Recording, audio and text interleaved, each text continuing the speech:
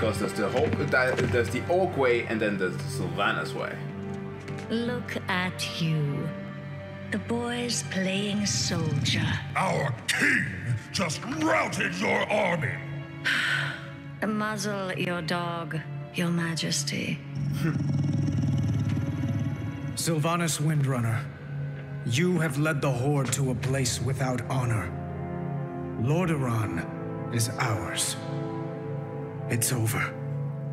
Your father would be so proud. Is that his? You've gotten it all bloody. Only one of us wanted this war.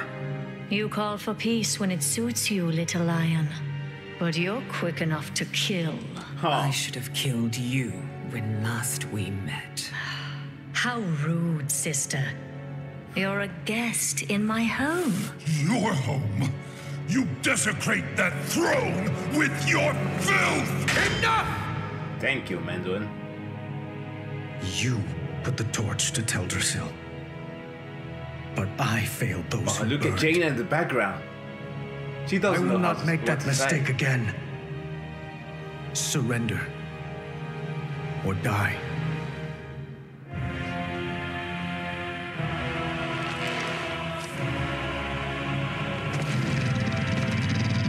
Oh, what is she playing?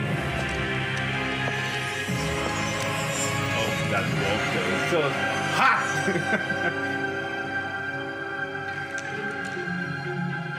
Uh-oh. Illyria sent You've something. won nothing.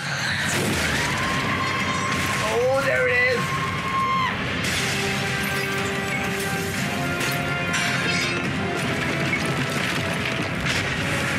Oh, come on. Hold on!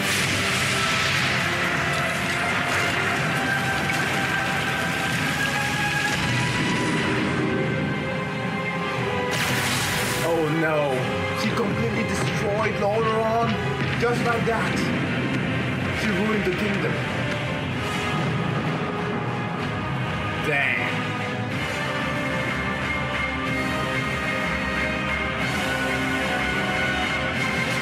What is up guys, Jack here, and you just saw me play through the Siege of Lordaeron, and that was so fun.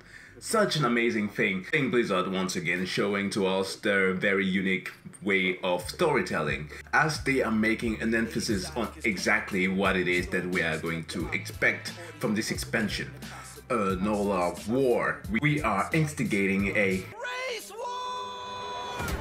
No, a faction war. But let's take a little bit of a rundown here, because on the Alliance side you of course have Gang Greymane, who has a very huge curfew with Sylvanas, as we've seen in Legion, what she did there with the Valkyrie and all that, shot him in the chest and whatever. He straight up wanted to kill him, and of course the death of his son. Of course there's her very own sister Illyria, and I did not expect those words coming from her. I know that she does not agree with the way of her sister, but the way that she actually was pretty much willing to kill her automatically like that, kind of a switch. It was a bit surprising to me, but I've actually finished reading the book Before the Storm. If you have not read it, you should probably do it. You get it on Audible or something like that. So I actually did not read it, I listened to it, but it's pretty amazing. And it does a good job at explaining a lot of the things that has been going on between Legion and BFA. Of course, we have Anduin, and Anduin is what you might qualify as a good king, because he always puts people first. But that might also be a weak point, a very bad weakness that is easy to exploit. And I get to that a bit later. But on the Horde side, of course, you have the queen herself, the Banshee Queen, Sylvanas Windrunner, who was ready to kill. We didn't see much from Lordaeron, but he was there. Saw something from Bane Bloodhoof. I don't know what happens on the Horde side of this event. I actually might check that out a bit later. And of course we have the old soldier there, who was acting valiant as always. And no sign of Zappy Boy, so I don't know, that was a bit that was a bit sad not seeing him there during that battle. Maybe you get to see him on the outside as well.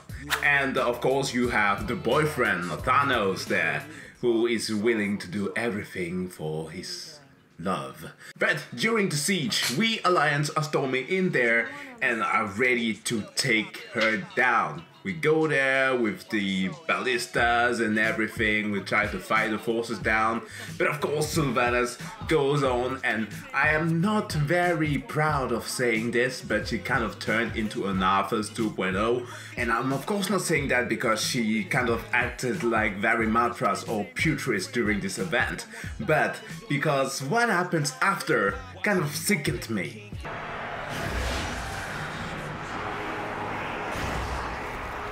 Whoa. Whoa! Raising the dome! Destroy them!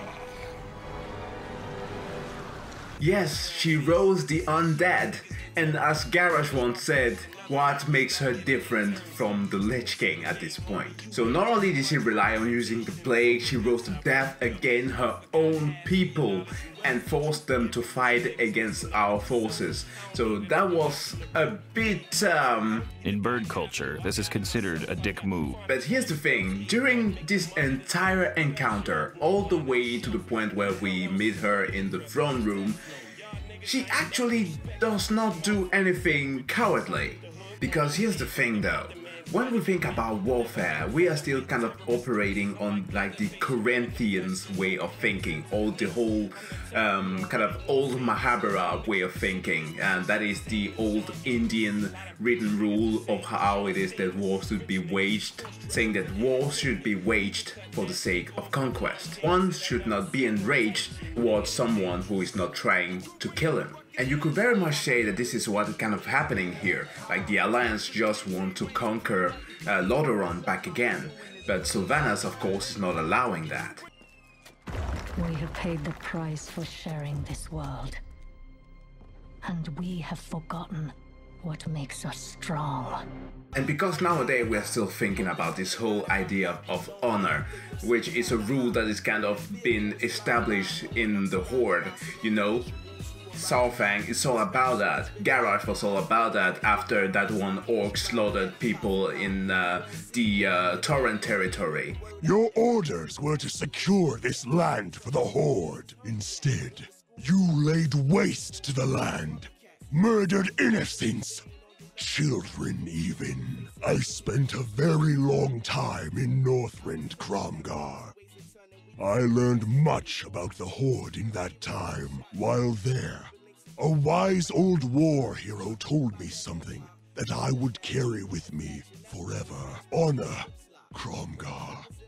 No matter how dire the battle, never forsake it. And of course the event of the Wrathgate with Varimatras and Putris. So when it comes to using chemical warfare, it doesn't sit right. And not for the Alliance and not with the Horde. But is it actually a move that is condemned as cowardice? No. But I'm there almost skipping the best part of it all, because Sylvanas is all there thinking high and mighty, I got you bitches! And out of nowhere it kind of played like a scene from the Adventures. I have an army. We have a Hulk. And boom, there comes Jaina there, beautiful with her one-woman cavalry, which is of course her father's warship. She gets rid of the goddamn gas, the plague. Away with that! She takes care of the gate, everything. Like, she absolutely blew all of this off. Like, it was so insane.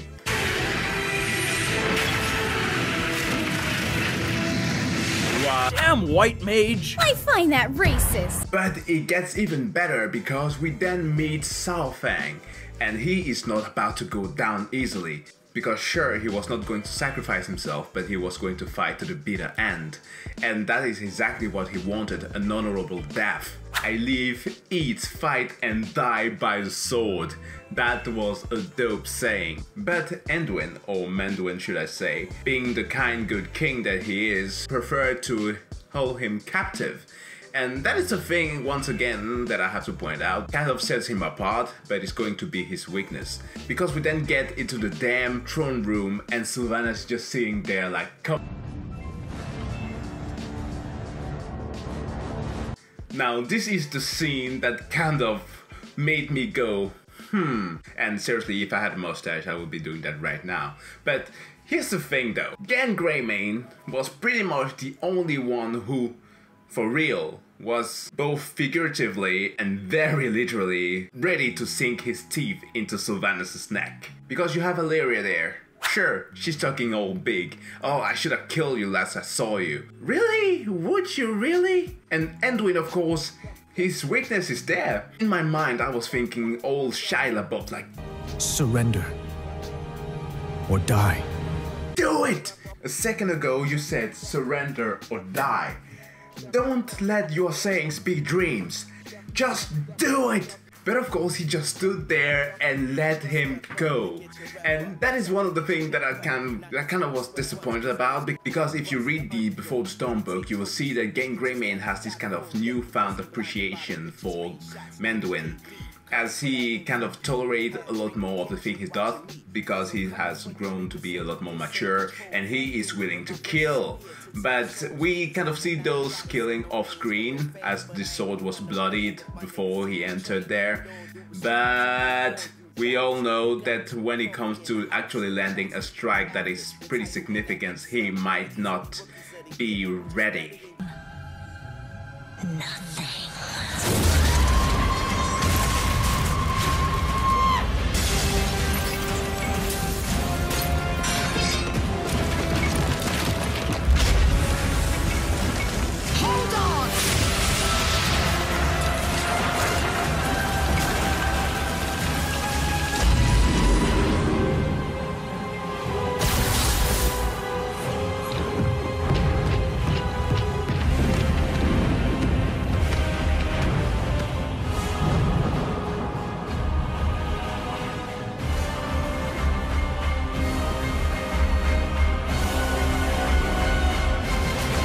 And this is where this kind of confuses me, because Sylvanas kind of pulled out a weird tactic here.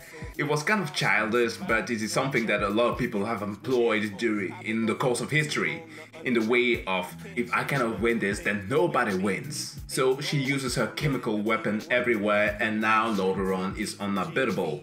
At the end of the day, this entire war was waged for nothing, as she herself pointed out. So, what did I think about this? It was pretty awesome, but of course there are a lot of things there to be clarified. And I have to say this, after watching the Warbringer trailer and like the Old Soldier cinematic, you have to see that the writers are very much playing with our feelings. So I am still expecting some amazing turnabout here, because I kind of have this feeling that they are going to be pulling something pretty insane.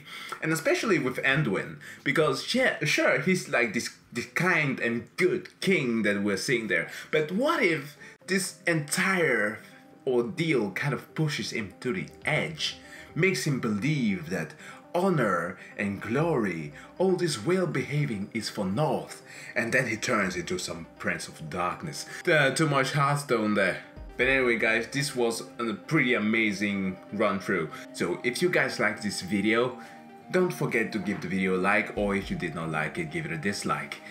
Please leave a comment in the comment section below and let's discuss about this damn thing, because it's really exciting and this is getting us hyped because we are not so far away from the release of BFA. But with that said guys, if you are new to the channel, of course subscribe, and I see you other guys and girls in the next video. Bye.